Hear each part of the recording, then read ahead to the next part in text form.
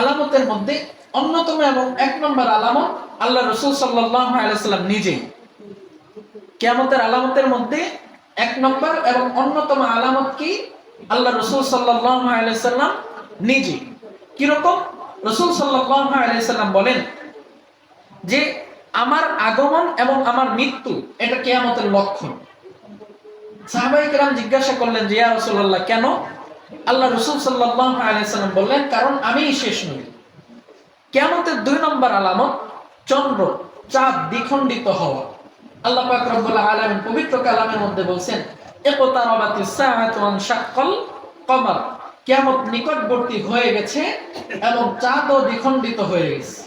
এটা স্বয়ং আল্লাহ পাক রব্বুল আলামিনের নিজের কথা যে কিয়ামত নিকটবর্তী হয়ে গেছে এবং চাঁদও কি হয়েছে?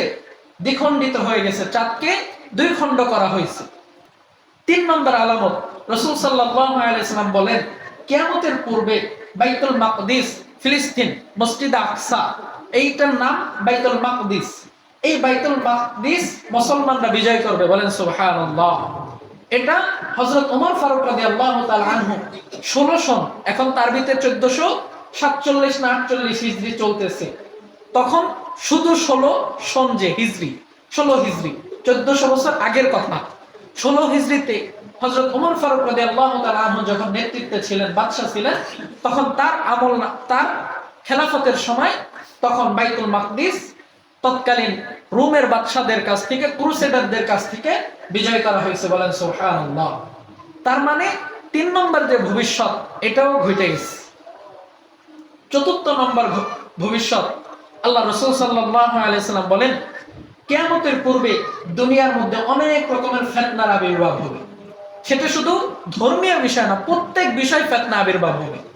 আল্লাহ রাসূল সাল্লাল্লাহু আলাইহি ওয়াসাল্লাম জামানায় এত ফিতনা ছিল না, ছিল কম। আল্লাহ রাসূল সাল্লাল্লাহু আলাইহি ওয়াসাল্লাম এই কথাই বলছেন যে কিয়ামতের পূর্বে 4 দিক থেকে আমার উম্মতদেরকে ফিতনা ঘিরে ধরবে।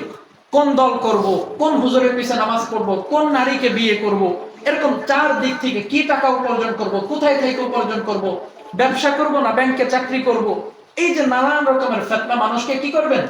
ঘিরে ধরবেন। 5 নম্বর আল্লাহ রাসূল সাল্লাল্লাহু আলাইহি ওয়াসাল্লাম বলেন কিয়ামতের পূর্বে ভণ্ড ও মিথ্যুক নবীদের দাবিদার বের হবে, বলেন নাউজুবিল্লাহ। ভণ্ড এবং মিথ্যুক নবী দাবিদার বের হবে।